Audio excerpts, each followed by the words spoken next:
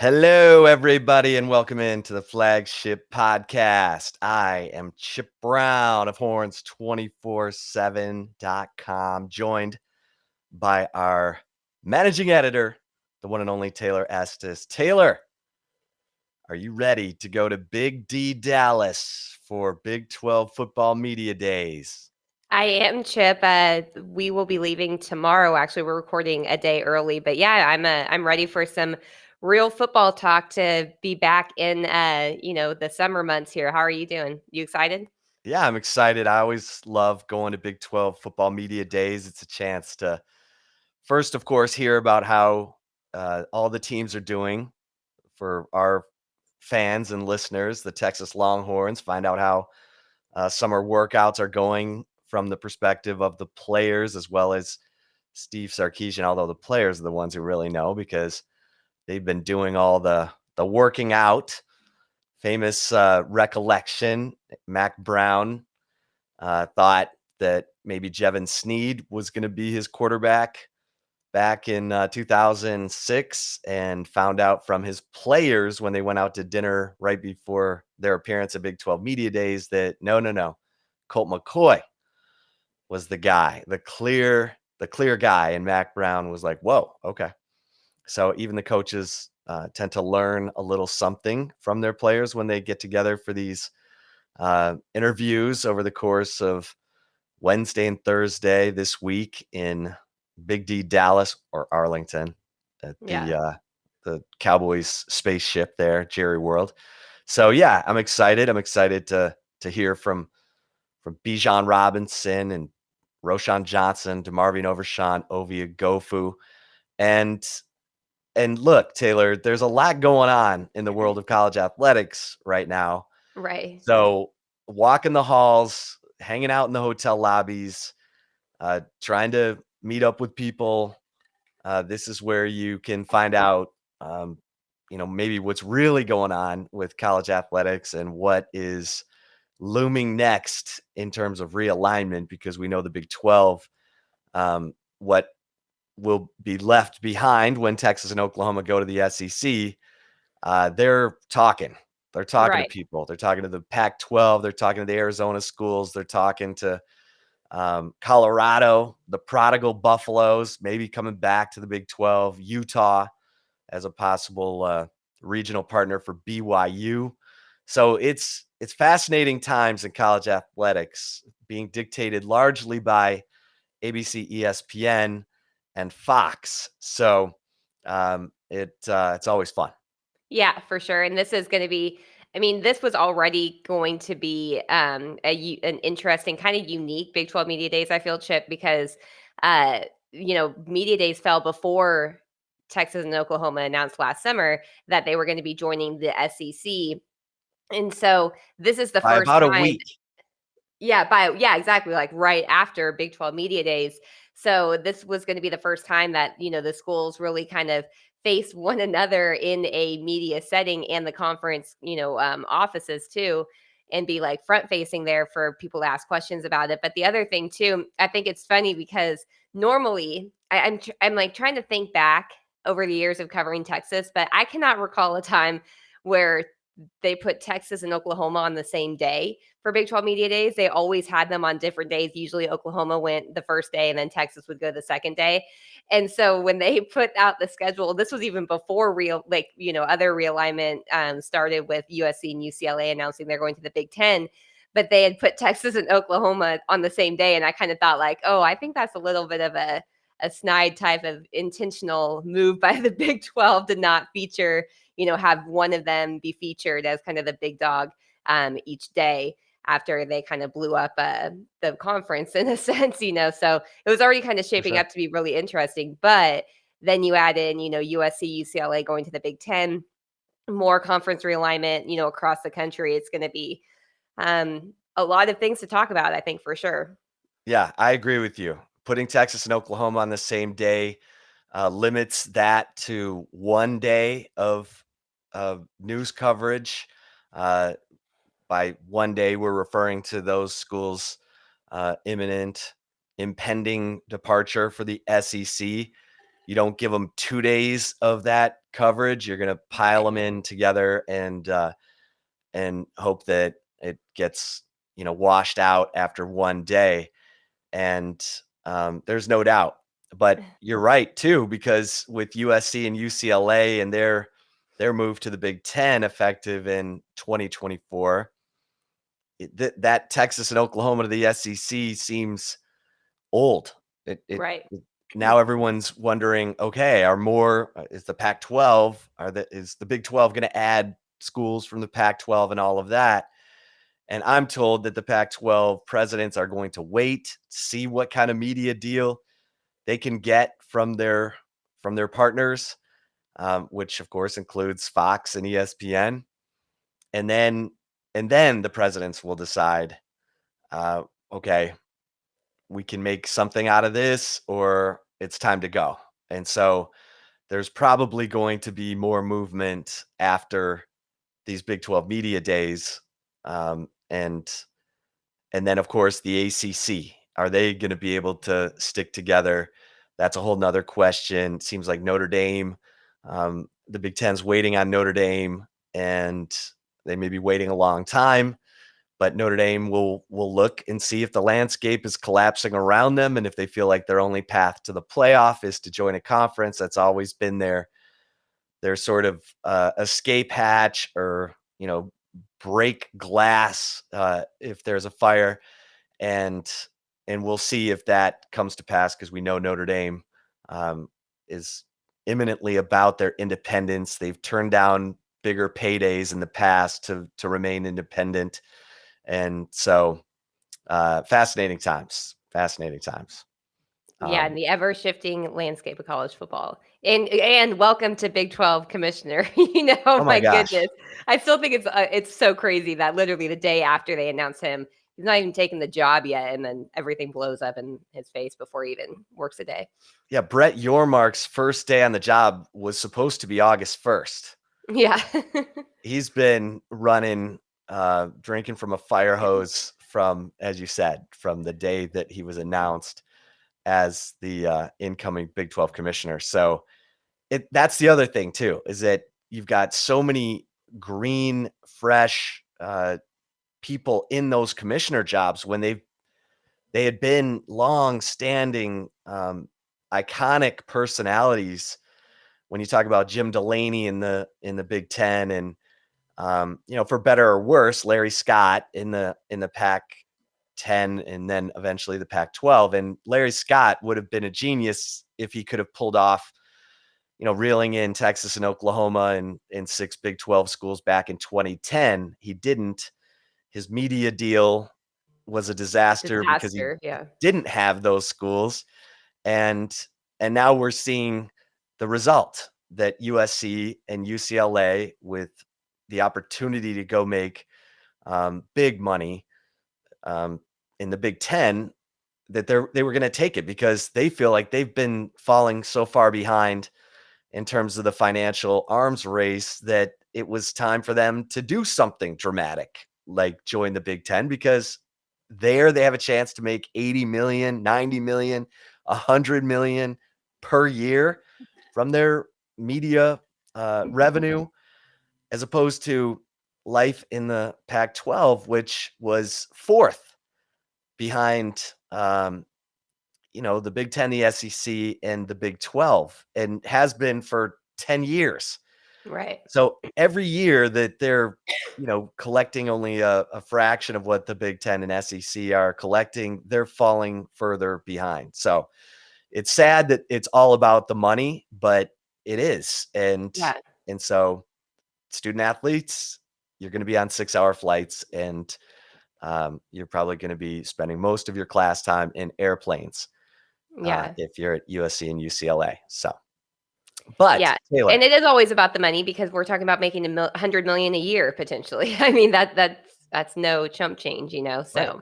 And if you're a school president or an athletic director, and you have that opportunity to help your school, help your athletic department, your facilities, your ability to hire coaches. I mean, UCLA is notoriously cheap.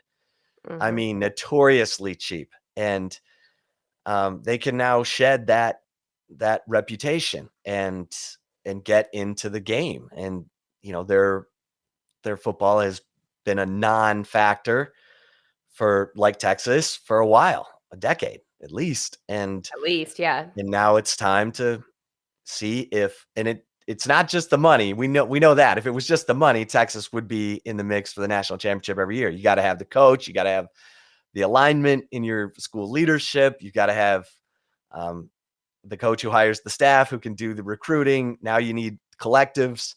You got to have it all. And so we'll see if USC and UCLA can get it right. Obviously, there's a lot of excitement at USC with Lincoln Riley at running around with the Trojans. He's a Trojan man now, Taylor. Oh, God. That and that leads us back to Big 12 football media days. And I don't know where you want to start, whether it's the Big 12 media picking Baylor as the preseason favorite to repeat as Big 12 champion.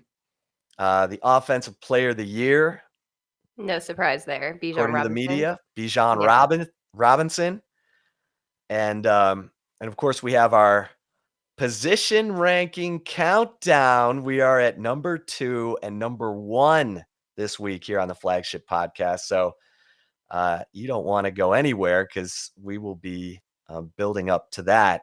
Oh, and also we have an interview with Arch Manning's high school coach at Isidore Newman, Nelson Stewart, that we put out Monday, and everybody's loving that interview, Taylor. Yeah. And yeah, if you have not looked at that, sorry, if you're seeing me, I have like a hair hanging in my eye right now. It's driving me nuts. But if you have not checked, yeah, I know, right?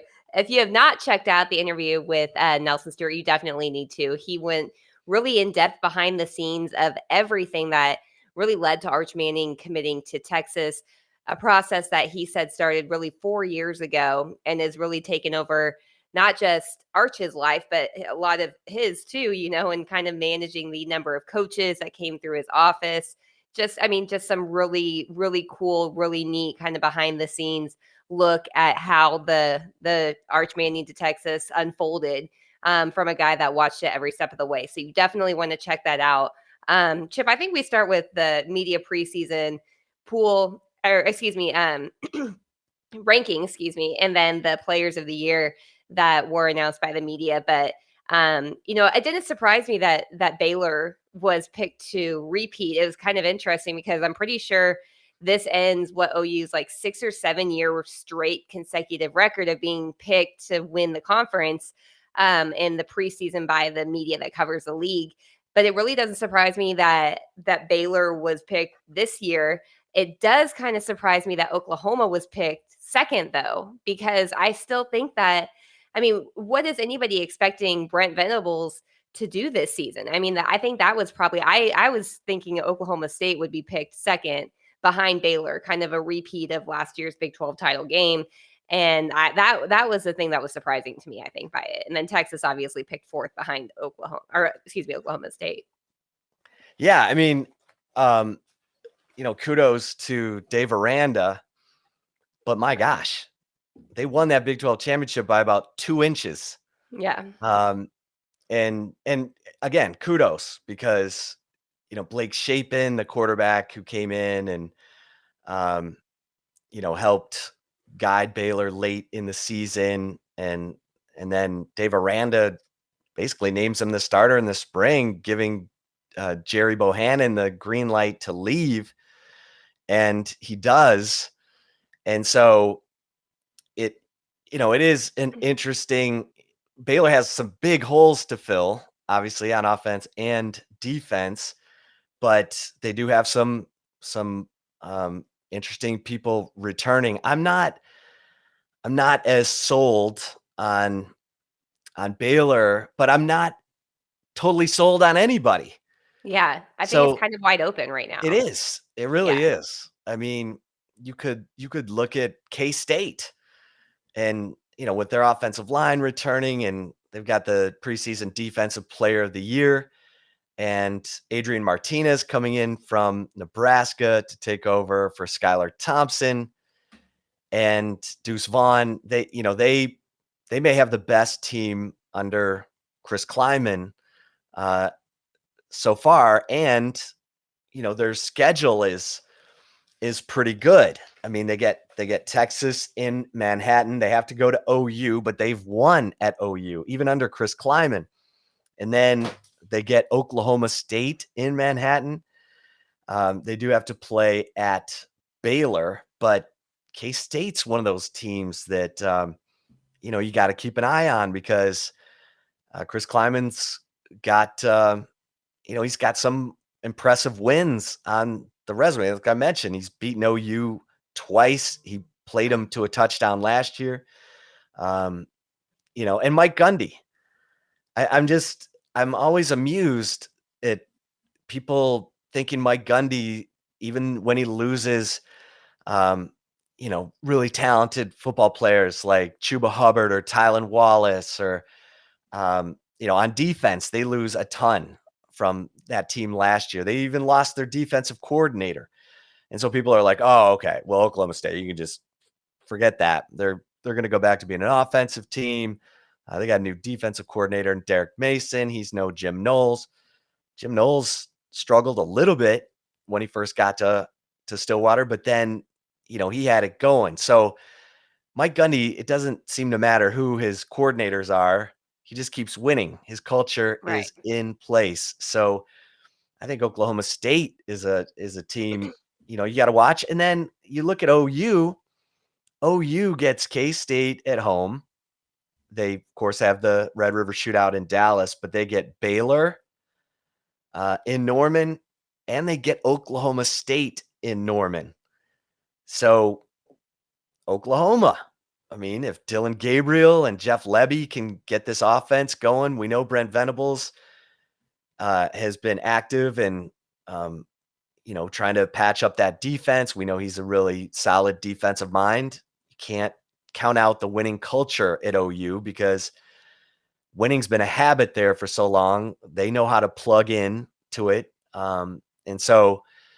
And then, of course, you've got no one's picking Iowa State, and that usually is right where Matt Campbell likes to be. And no one's picking TCU, and TCU has some really talent. I mean, Max Duggan has beaten Texas twice in his career, and they've got Quentin Johnston, and they've got running backs. I mean, that's a veteran TCU team that Sonny Dykes is taking over. And so I think it's a fascinating year in the Big 12, and whoever can kind of get that mojo going early and, maybe sneak up on some people like K-State plays OU to start conference play. Heck, Texas needs to watch out for that road trip to Texas Tech on September 24th because, my gosh, Joey McGuire is like a one-man, carnival revival. That guy's so full of fire and enthusiasm. You think he's going to, trot out a bunch of NFL players the way he talks about how much he believes in his guys. So I think it's going to be a lot of fun, and we'll learn a lot. We'll learn a Yeah. lot. You Yeah. listen carefully, you learn a lot at these Big 12 media days. Right. And I think the team that people really aren't giving as much credit that I'm kind of fascinated with is West Virginia, with Graham Harrell coming in as the offensive coordinator there for Neil Brown.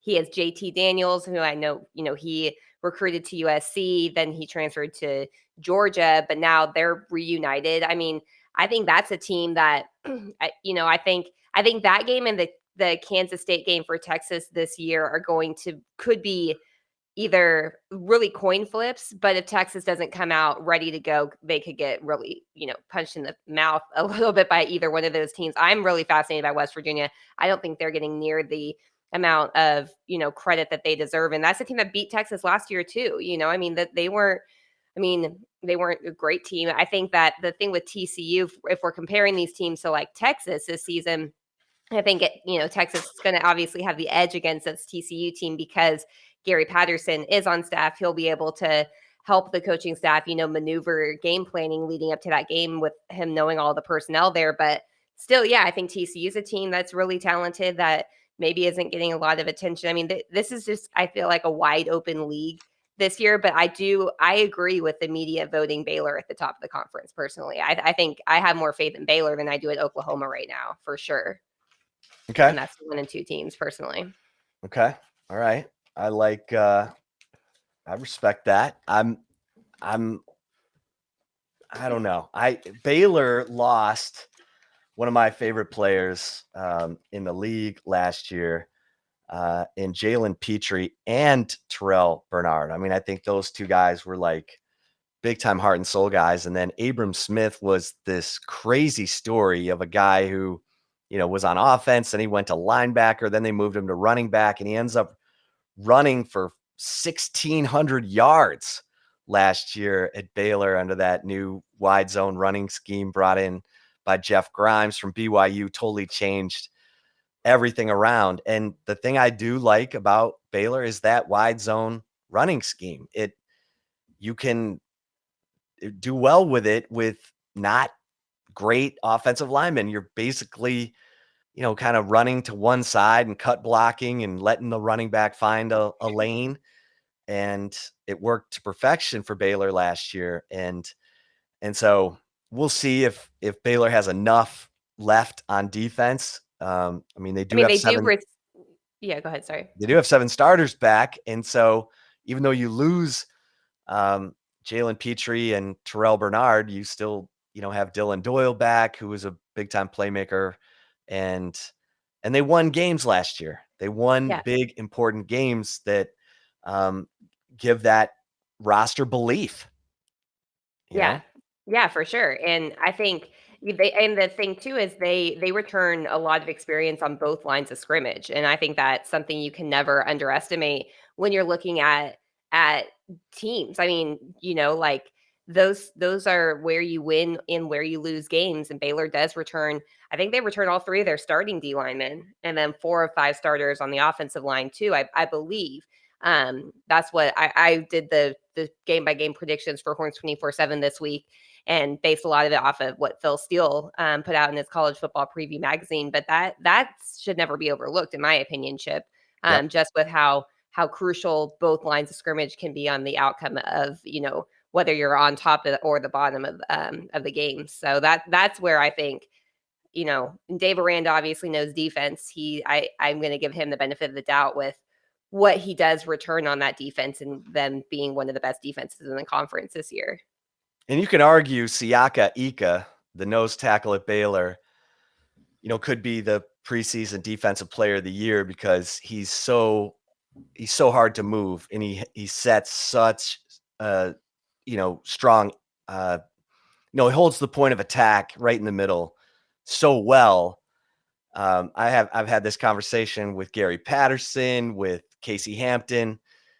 If you have that guy who absolutely commands a double team on every single play, and if you leave him single blocked, he's going to wreck you. That guy is worth his weight in gold because he makes everyone around him better and makes life better for the linebackers behind him, for the edge rushers next to him. And it just, completely clogs up the other team's attempt to run the football. And as long as Siaka Ika is, playing for the Baylor Bears, he's gonna cause a problem. He's gonna cause a big problem. So I think it's gonna be really interesting. And Dave Aranda his name was being tossed around for some of the bigger jobs. His name came up.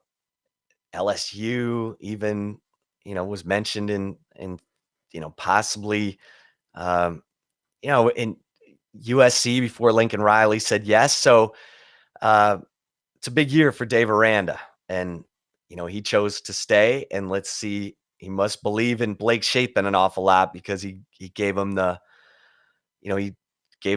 anointment in spring. Normally, coaches wait as long as they possibly can to where you're not going to lose your backup quarterback to the transfer portal. But Dave Aranda obviously believes in Blake Shapen a lot. And the small sample size we saw from Blake Shapen, he was outstanding, but it was a small sample size. So, Right.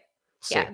But they beat It'd be Oklahoma fascinating. last year. They got Mhm. they had some they obviously that was a game Texas fans I look back and say Texas lost that game. Baylor didn't win it, but on the scoreboard, you are what the scoreboard says you are, Right. and Baylor was the victor. So um, it's gonna be fun. It's gonna be fun. Um, It is. It is for sure. okay, so I think we'll revisit some of the um, some of this in Love It or Leave It. But Bijan Robinson, preseason offensive player of the year. Um, it's kind of a no-brainer for Texas fans, right?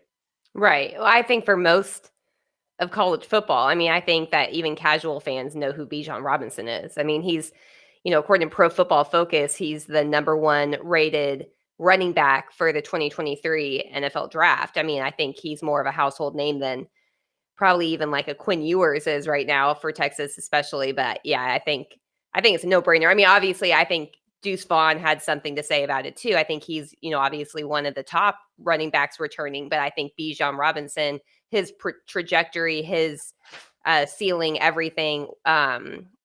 That it's a no brainer to me. And maybe I'm thinking from the Texas side of things, but I would be shocked if I mean he's a national preseason All-American first team on a lot of different publications. So, and that's not just Big 12. Right. And I was going to say, Deuce Vaughn is the only other player who could make an argument. Um, Right. he accounted for what, almost 3,000 total yards, scored 31 touchdowns um, during his 2 seasons with the Wildcats. And, um, last year he ran for almost 1,500 yards, 18 touchdowns rushing, and he catches the football. I mean, he caught more passes than Bijan Robinson, 49 catches um, and 4 touchdowns through the air. On the field, Deuce Vaughn was more productive last year than Bijan Robinson, but I get it. I'm with you. Bijan Robinson, I talked to NFL scouts. They're like, oh, this dude he's the cold-hearted truth because Yeah. he does it all. And his balance, his vision, it's the first guy doesn't bring him down. Side tackles don't bring him down. He runs through that stuff. He's going to be a first round pick. If he just continues to build on what he's done at Texas so far, he'll be a first round pick next April. And all that coach speak where they say he's a better guy than he is a player actually might be true Yeah. with Bijan Robinson. He I really mean, is yeah. just a Considering Jeremy Hills came on here and said that if more NFL players were like Bijan Robinson, there would not be off the field issues in the league. yeah. And he trains NFL players. I'm going to trust that one there. Yeah, Bijan Robinson training at the Collective, not that collective, but the Collective is the lifestyle performance training center that Jeremy Hills has opened on South Congress. It's amazing. He just had all of his NFL players in. It's the largest event involving NFL players that's not sponsored by the NFL. Mhm. And go check out our flagship podcast with Jeremy Hills talking about that event. But he also talks about the fact that Bijan Robinson has been doing some training there as well. He's represented by David Mulugeta, the super agent with Athletes First, who's also an investor in the Collective and a number of David Mulugeta's top clients like Jalen Ramsey, um, Deshaun Watson, all train at the Collective in Austin with Jeremy Hills. So, Bijan Robinson, hard to argue there. And let's see if he has the offensive line to help him, because that's the one area where Deuce Vaughn, um, he's had a better offensive line Yeah. than Bijan Robinson. And so Texas has got to elevate at that position. That has And to piss off Texas fans to hear that, right? Like we're yeah, saying that Kansas State has had a better offensive line than Texas. Like it's wild. It's wild to think that. Yeah. It's fully the truth, 100% the truth. There's no lies told there. And Kansas State has a preseason all Big 12 offensive lineman in Cooper Beebe. Texas has some skill players, Bijan Robinson, Xavier Worthy as first team all Big 12 preseason, but no offensive lineman. Right. And you got to win up front. So yeah, I think those are the only not a two. first for Texas either. What's that? That's not like a first or an anomaly No. for Texas. That's been a consistent pretty much for the last 10 Unfortunately. years. Yeah. Unfortunately. K-State still has Malik Knowles, by the way. That kid seems like he's been running kicks and punts back for touchdowns for 6 years, but Seriously. COVID year, yeah. yeah. So if Adrian Martinez, the quarterback who transferred from Nebraska to K-State, can, let's just say, pick up where Skylar Thompson left off, Yeah, before all of his injuries and stuff too. then K-State is going to be a really tough out, and having to play them on the road in November, like Texas is having to do. Be ready. Be ready. And K-State has the preseason defensive player of the year in Felix Anyudike Uzoma. Say that 3 times fast. I butcher enough people's names on here, so I'm good. I call him Felix AU. Felix AU, I'm good with that one. Felix AU. It is amazing that K-State finds these guys who just end up being pass rushing fiends. Now, Iowa State still has Will McDonald, who is a pass rushing fiend. It's amazing that, Iowa State, K-State can find guys who can get to the quarterback over and over again. And Texas is going into this season wondering who that guy is going to be. But we shall see. And the newcomer of the year, as voted by the media, Taylor, is Dillon Gabriel, the Central Florida quarterback who transferred to Oklahoma and will take over where Caleb Williams left off. Dillon Gabriel has ties to Jeff Lebby, the new offensive coordinator at Oklahoma. And so this is a bit of a reunion for them. And we'll see if they can get it going. I mean, Jeff Lebby was at Ole Miss last year and had a lot of success moving the football up and down the field. And we'll see if Dillon Gabriel can grasp and get that OU offense going, because OU looked like they were left for dead for a while after Lincoln Riley left for USC. It looked like a roster exodus, and kudos to Brent Venables for patching some holes, getting some guys to reconsider, but bringing in some transfers, trying to get this thing to where it doesn't drop considerably with Lincoln Riley gone. So it's going to be a really interesting year. All right, Taylor, you ready to finish off our position ranking countdown? Yep, let's do it. Okay. All right. Well, if you've been following along this summer, football season never ends here on the Flagship podcast. We have been counting down from worst to first in terms of the Texas Longhorns position rankings. Now, it started with the offensive line at number 10, special teams. Number 9, safety and cornerback. Then we got to linebacker and tight end. And Taylor, last week, we got to the quarterback position. But this week, we are at the final 2, the top 2 positions in our position ranking countdown. And at, I left off defensive line at number 4, quarterback at number 3, wide receiver at number 2, Taylor. Wide receiver. Yep. You got the big 3 coming out of the spring. It was pretty evident Xavier Worthy, the freshman All-American last year, 12 touchdown catches, broke all of Roy Williams and Jordan Shipley's freshman records.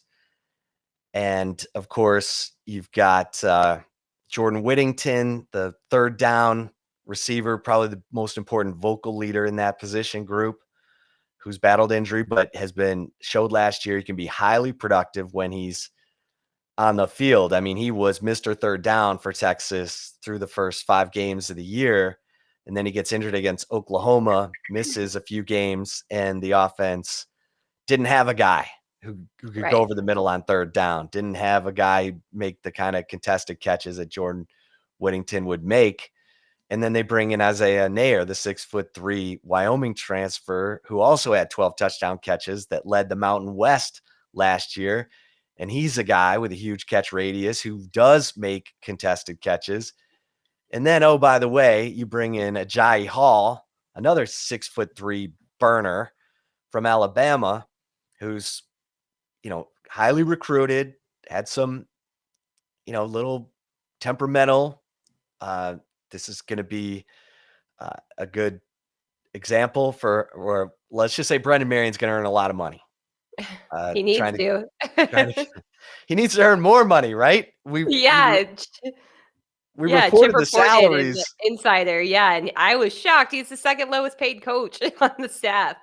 Yeah, he's He's making had 400 grand now. To you and me, that's like, wow. But yeah, that's a lot, in the but football coaching, on a football coaching staff with 4 guys making $1 million, and Tashard Choice, good for him, came in as the running backs coach, replacing Stan Drayton. He's making $500,000. Brendan Marion coached the Biletnikoff Award winner last year at Pitt. He's making $400,000 at Texas, but he might be getting a raise depending on how well that position performs this year.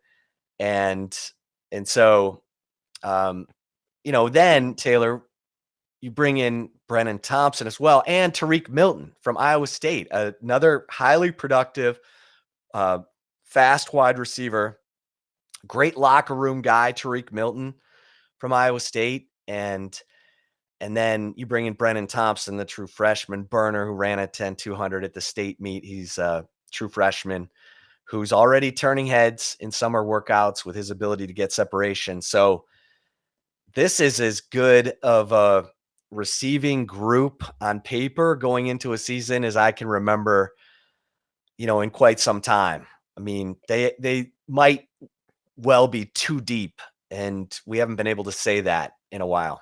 yeah, this was a position where, just last season, it was a liability at times, from a depth perspective, especially. But then just from guys not stepping up, I mean, the position was essentially Xavier Worthy and Jordan Whittington prior to Jordan Whittington getting injured. And then it became an Xavier Worthy show with some guys showing up sometimes, but the level of consistency there wasn't there. It wasn't. I shouldn't say there because it wasn't there. And so this is, I mean, it's a little, I would say surprising is probably the right word. I was gonna say it's a little surprising to me that we're saying, if you would have told me in December that we were having this conversation about the wide receiver being the second best position group heading into the 2022 football season, I'd probably look at you and be like, huh, what are you talking about? I mean, coming out of last football season, I wouldn't argue that Xavier Worthy, obviously, and Jordan Whittington, he's healthy. But really, aside from that, it's just been the who's who of that not, performing up to the standard that people expected from them. And so to see that it's turned into a strength for this team is a huge credit to Brendan Marion for the job he has done in such a short period of time. I mean, obviously, Steve Sarkisian was involved in a lot of the recruitments too, with the Isaiah Nair, especially. Same with Jeff Banks. But the fact that we're having this conversation about the wide receiver position, coming out of when you're reporting the staff salaries, you kind of think like Sark may want to get ahead of the game here a little bit to give that raise maybe beforehand here, because what he's doing in recruiting, what he's done in a short period of time, I mean, that's a huge credit. And I think that you can't overlook the fact that that position went from probably ending last season as maybe number 8 or worse on the team to we're talking about it being number 2 going into this year. That's talk about a turnaround in such a short period of time. So I think there's a lot of talent there. I'm excited to see what this position group will be able to do for Texas. But all that to say, the offensive line still is going to impact the entire overall success of the offense, and how well the offense, succeeds, or how well they perform, I guess, all season long. So, with that being the number 10 ranked position group, there is kind of that, okay, however good the offensive line can be, the wide receiver group may be too, just because they've got to do some type of job to protect whatever quarterback is taking the snaps for Texas this season. Yeah, there's no question about it. I mean, you're going to have to emphasize the quick game, but that's not what Steve Sarkisian wants to have vertical routes, and he wants to get the ball down the field. He wants to take, 3, 4 deep shots in the first half, not in a game, in the first half. Right. And we know that he can be successful with that passing game because, look, the offense wasn't the problem last year. I Right. mean, the offense was putting points up on the board.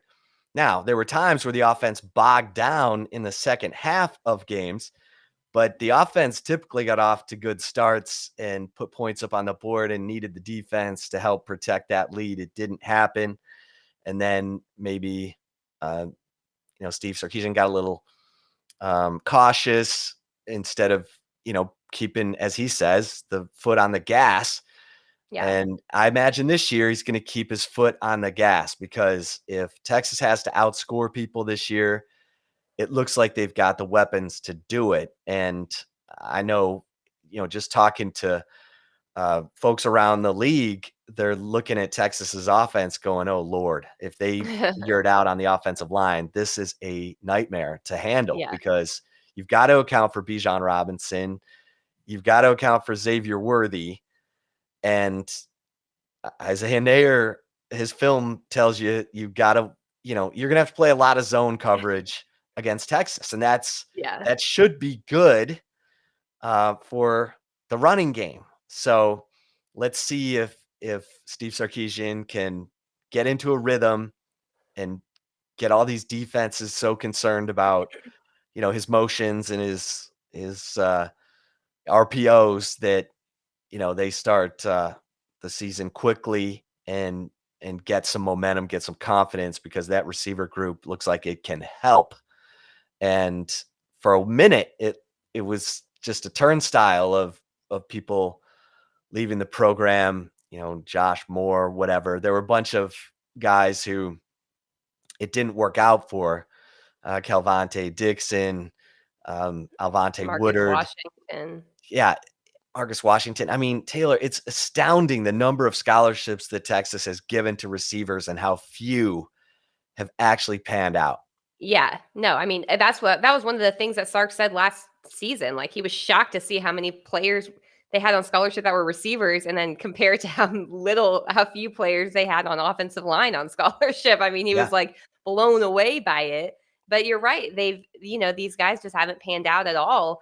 And the one that had would be Xavier Worthy. And who was he brought in by? Sark. He wasn't brought in by anyone else. He wasn't a carryover from a previous staff. I mean, yeah, you're right. It's been a revolving door of guys that really haven't lived up to the standards that they came in with, or the expectations that they came in with, whether you call it hype or whatever. They just haven't developed into the guys that I think you expected them to be at that point. And so it's probably not a bad thing that they're gone, honestly, because it's allowed Texas to really go after the guys that they think will be difference makers. And Steve Sarkisian has had a lot of success, and Brennan Marion, obviously coming off of coaching a Biletnikoff Award winner at Pitt, of all places. I mean, it's not like he was at Alabama, or something like that. So, yeah, I mean, this is going to be really fascinating to watch, and if it all kind of pans out, this position group will be one that teams are not going to want to mess with too much, and defense coordinators are really going to have to game plan for, and it's not just one guy this year. Yeah. Yeah. It's going to be fun to see also, if it's Quinn Ewers. We know Quinn Ewers can move around. He's got that mobility if you have to, and this is not what Steve Sarkisian likes to do, but if you have to slide protection or roll the quarterback out to try to hide your offensive line deficiencies, Quinn Ewers can do that. And at least that's what we saw of him when last we saw him start a football game as a junior at South Lake Carroll.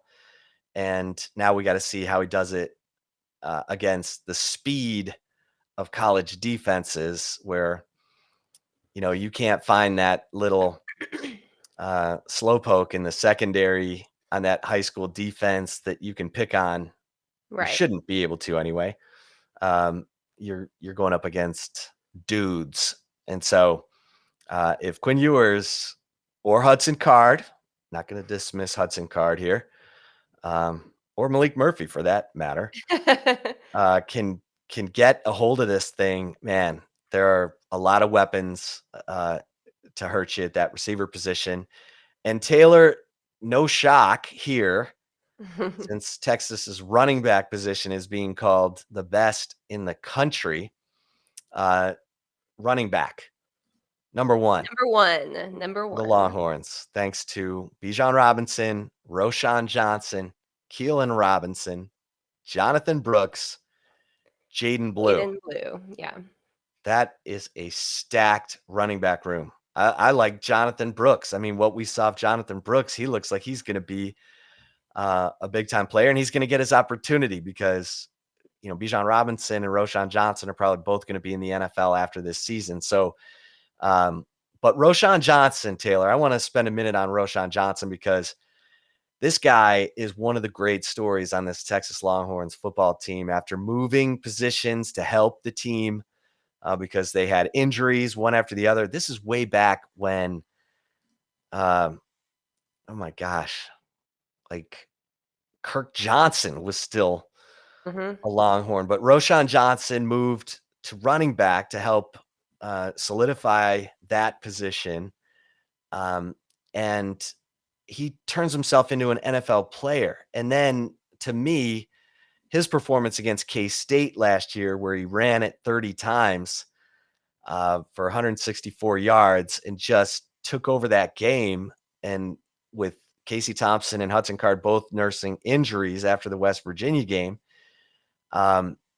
was fantastic. It was the performance of the year in a lot of ways. I know there were some crazy good offensive performances, including Bijan Robinson against TCU, Xavier Worthy against OU, Bijan Robinson against OU even too, some of those runs. Oh Casey my Thompson became gosh. the first quarterback to throw for 5 touchdowns in 3 separate games. You could argue Roshawn Johnson's performance against K-State was the most valuable because it got him off of that 6-game losing streak, Taylor. And they were able to go into the offseason with just a kernel of momentum instead of some 7-game losing streak.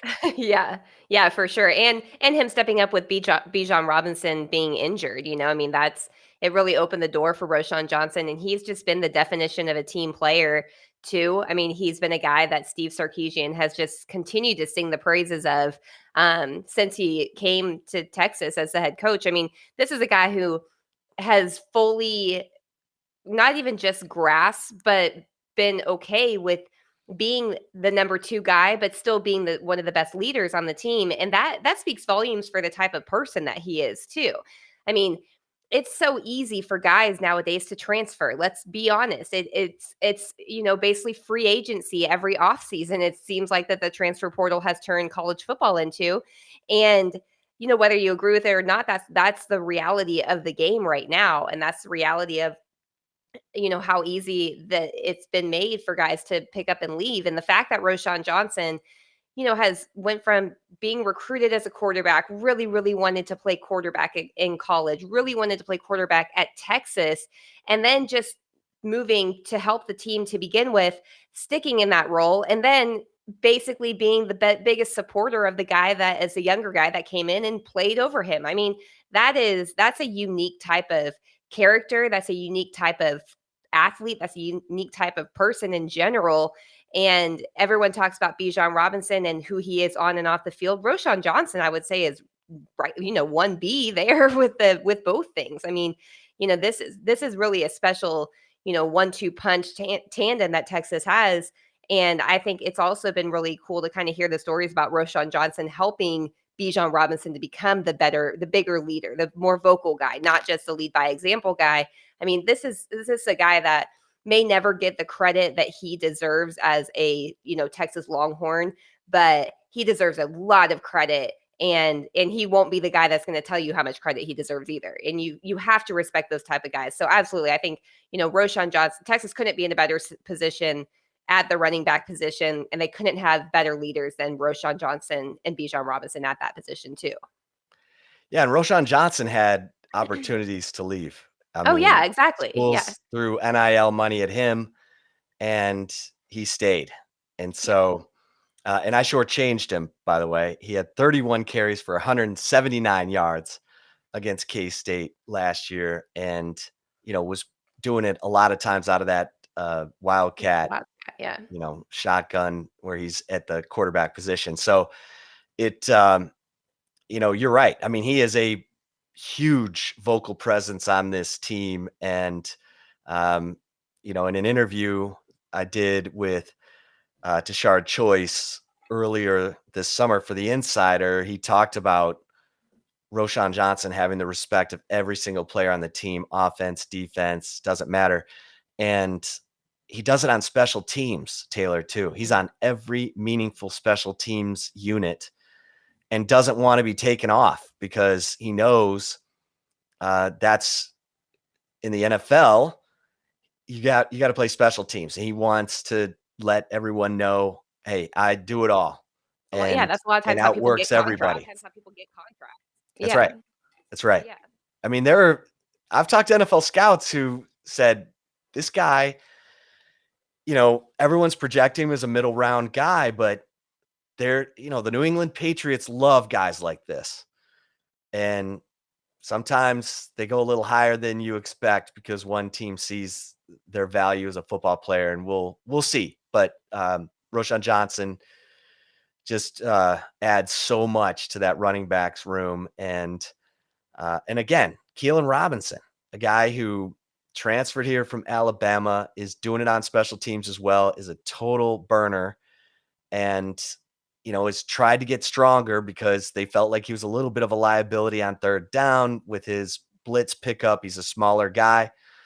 We'll see if he can, stand in there and improve that so that they can bring him into the game more to help provide a spark, a change of pace, a rest for either Bijan or Roshawn Johnson, especially early in the season when it's crazy hot.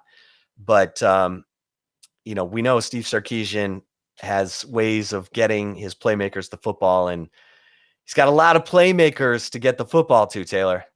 Yes, it should be a really fun season, I think, for the Texas offense in year two of Steve Sarkisian. I think what people are going to kind of expected to see from last year. That's really what I think is going to be interesting to watch this year. Yeah. Well, let's get to some love it or leave it. You ready?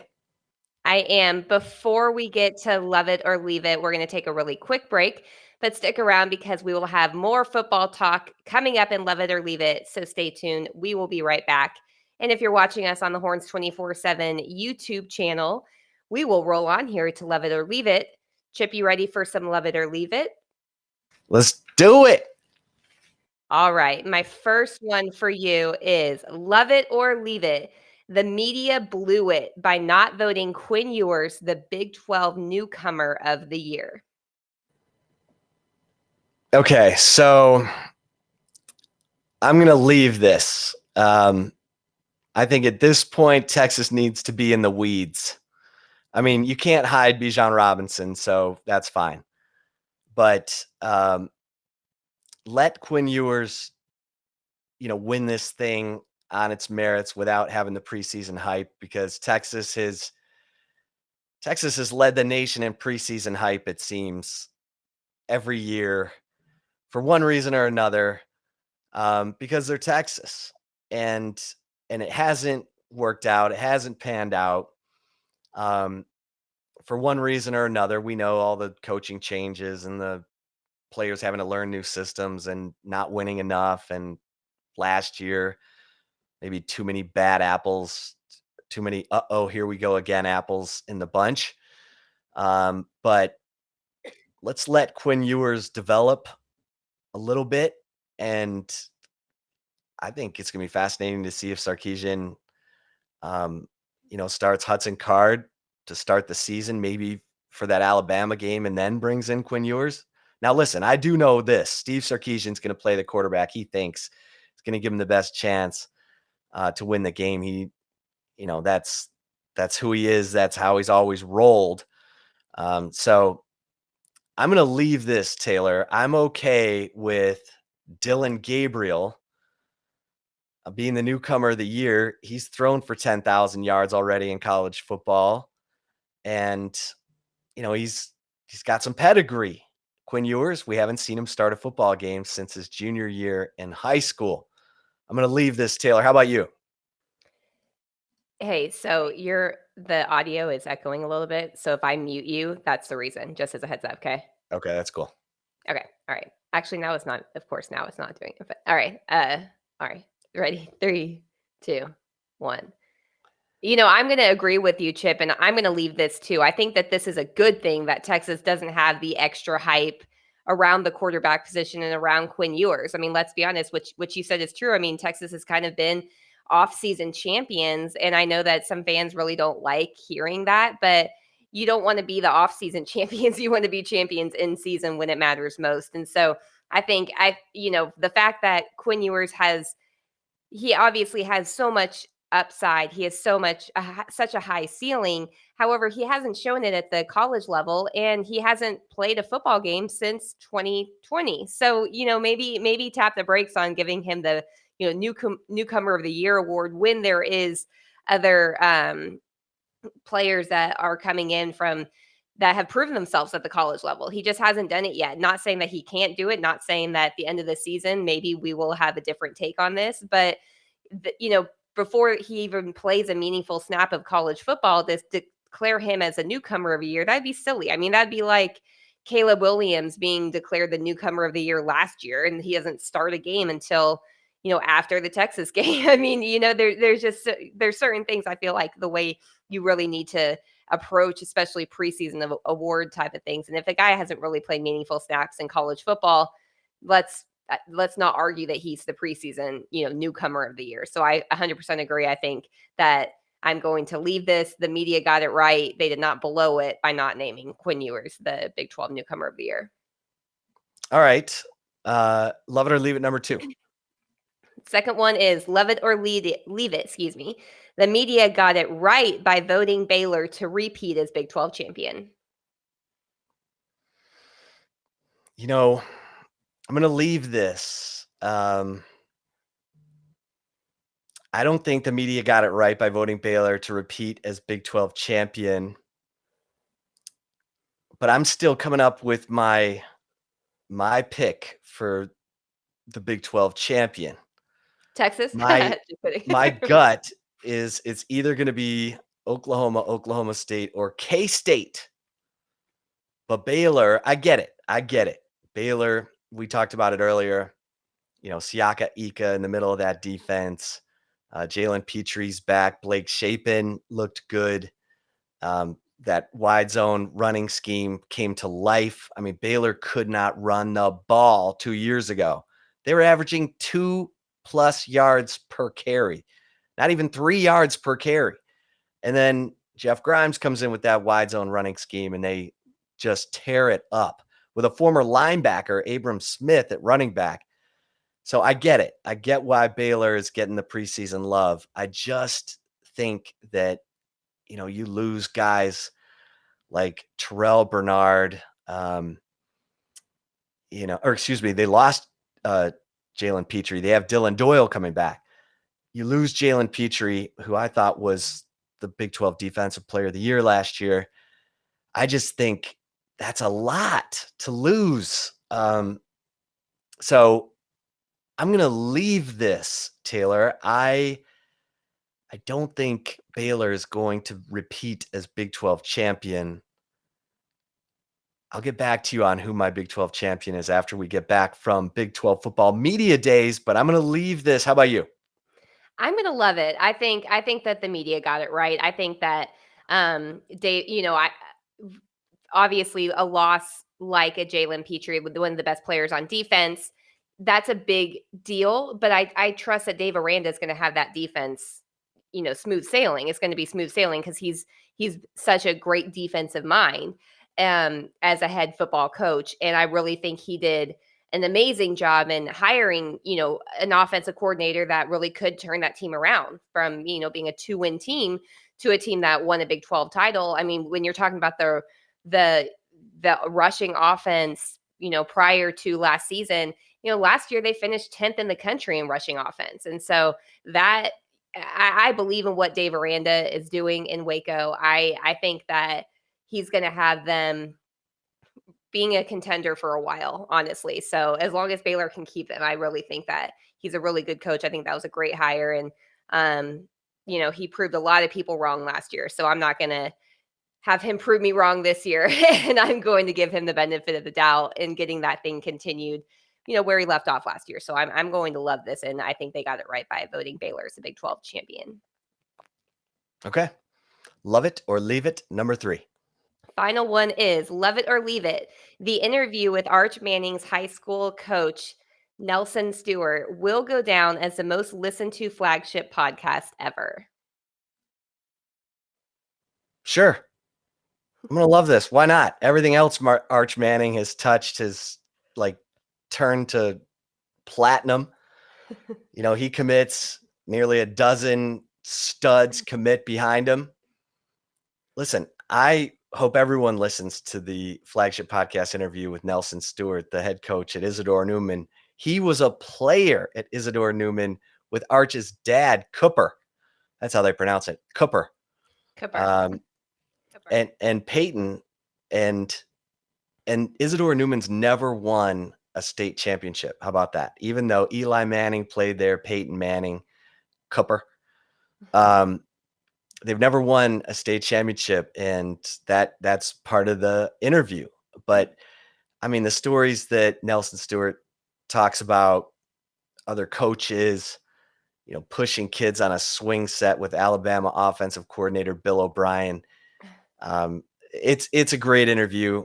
I hope it goes down as the most listened to flagship podcast interview ever. Taylor, I'm going to love this. How about you? Yeah, if we're talking about flagship podcast interviews, then I totally agree that it will. We've had some pretty high listen to episodes of the flagship podcast, in since we launched this, almost 2 years ago now, especially since we did the video component of it. So there's been a lot of very, highly listened to, downloaded podcasts. But for interviews, absolutely. And if you have not checked it out, go back and check it out, because he just told some really good stories, totally opened up, pulled the curtain away, and one of the most unique recruitments in recent modern day college football, I would say. I mean, he even said this could be a 30 for 30 type of thing. I mean, this was just such a unique recruitment for Arch Manning, and having him be the guy that has, every step of the way was there. Him talking about how he talked to AJ Milwee almost on a daily basis. He said he made the joke that he talked to AJ Milwee more than he would talk to his wife. And he was like, I'm actually kind of not kidding about that. Yeah. So I agree. I think this will be the most listened to flagship podcast interview, and it will be definitely worth the listen if you're a Texas fan, or if you're just a college football fan and they're curious to get the behind the scenes look into how that all went down, because this was a one of a kind type of recruit, a generational type of recruit, and one that I don't think we'll see in quite a long time in just the overall recruiting landscape. Yeah, no, fantastic. Check it out, folks. Give yourself a little time and check it out. You'll enjoy it. You will. If you're a Texas fan or not, I think you're going to enjoy that interview, because Nelson Stewart's a really likable guy and fun to talk to. So, okay, good stuff, Taylor. Good stuff. Lot of stuff going on, and thanks everybody for hanging out with us. And we'll we'll be back next week to continue to enlighten and entertain and infotain, because we're always bringing you the scoop. So until next time, we'll see you over at horns247.com. Make sure you're checking out all the information from Mike Roach and Hudson Standish, from Jeff Howe, Taylor, myself, because football season never ends and we've got you covered. So until next time, folks, stay safe and keep the faith.